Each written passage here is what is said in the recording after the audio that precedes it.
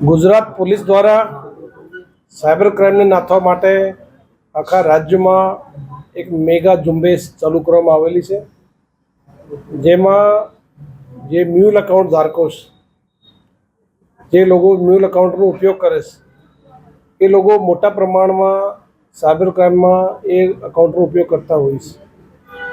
Cyber ક્રાઇમમાં જે તમામ પ્રકારના ફ્રોડ હોય, ઇન્વેસ્ટમેન્ટ બેન્કિંગના ફ્રોડ હોય, બેન્કિંગ ફ્રોડ હોય, સાથે સાથે યુપીઆઈ બેસ્ડ જેટલા ફાઇનાન્શિયલ જે એ છે એ હોય, સાથે જે ડિજિટલ અરેસ્ટના તમામ પ્રકારના જે પૈસા આવતા હોય છે, એ મોટાભાગે ગુનેગારો મ્યુલ એકાઉન્ટ વાપરતા હોય છે અને મ્યુલ એકાઉન્ટમાં એ પૈસાનો લેનદેન કરતા હોય છે.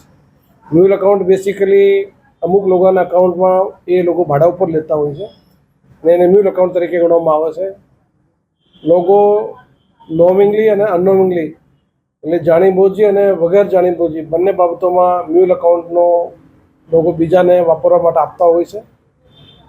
એ મ્યુલ એકાઉન્ટ સાયબર ક્રાઇમ માટે ખૂબ જ મોટી ચેલેન્જ છે અને મ્યુલ એકાઉન્ટ ઉપર એક સર્જિકલ સ્ટ્રાઇક ગુજરાત પોલીસ દ્વારા કરવામાં આવેલી છે, જેમાં અત્યાર સુધી રાજકોટ રેન્જમાં 1077 જેવા મ્યુલ એકાઉન્ટની પોલીસ દ્વારા અત્યારે વેરિફિકેશનની કામગીરી કરવામાં આવેલી છે. એ તમામ પૈકી 54 મ્યુલ એકાઉન્ટ ધારકો વિરુદ્ધમાં ફરિયાદ દાખલ કરવામાં આવેલી છે. એમાં 184 જેટલા આરોપીઓ એ આઈડેન્ટિફાઈ કરવામાં આવેલા છે. 184 પૈકી 51 ગુનેગારોને જે મ્યુલ એકાઉન્ટમાં ગુનેગારો છે એને પકડવામાં આવેલા છે અને બાકી લોકોના વિરુદ્ધમાં એ કામગીરી ચાલુ છે.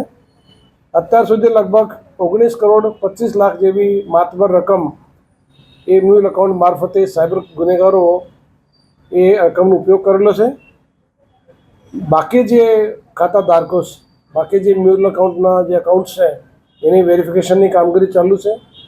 ગુજરાત પોલીસ દ્વારા તમામ મ્યુલ એકાઉન્ટ ધારકોના વિરુદ્ધમાં પોલીસ કડક પગલાં લેશે અને પબ્લિકને પણ અપીલ કરું છું કે કોઈ પણ પોતાના જે એકાઉન્ટ હોય, બેંકના જે એકાઉન્ટ હોય, એ કોઈ પણ વ્યક્તિને ભાડા ઉપર અથવા કોઈ પણ પ્રકારના યુઝ કરવા માટે એ કોઈ પણ સંજોગોમાં આપવું નહીં જોઈએ. પોલીસ તમામ પ્રકારના એકાઉન્ટ્સ એ વેરીફાઈ કરશે અને ગુનેગારોને અવકાશ નહીં મળે એના માટે દરેક વ્યક્તિની પણ જવાબદારી છે કે પોતાના એકાઉન્ટ એ સાચવે.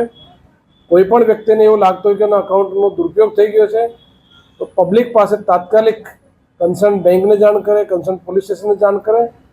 પોલીસના એના વિરુદ્ધમાં કડકથી કડક પગલાં લેવામાં આવશે. સાયબર ક્રાઇમ નાથવા માટે ભારત સરકાર દ્વારા હેલ્પલાઇન 1930 પણ ખૂબ જ સારી ઇફેક્ટિવલી અત્યારે એની કામગીરી ચાલુ છે. લોકો પણ 1930 હેલ્પલાઇનનો વધુ ઉપયોગ કરે, જેથી આપણે બધા સાથે મળી અને એવા જે સાયબર ક્રાઇમના ગુનેગારો છે, જે સમાજ માટે મોટી ચેલેન્જ છે, એના વિરુદ્ધમાં કડક કામગીરી હાથ ધરી શકે અને પગલાં પણ લઈ શકે. ભવિષ્યમાં પણ એવા કોઈ પણ વ્યક્તિઓ હશે જે ગુનેગારો સાથે પોતાના એકાઉન્ટનો ઉપયોગ કરશે તો એના વિરુદ્ધમાં ગુજરાત પોલીસ દ્વારા કડકથી કડક કાર્યવાહી હાથ ધરવામાં આવશે.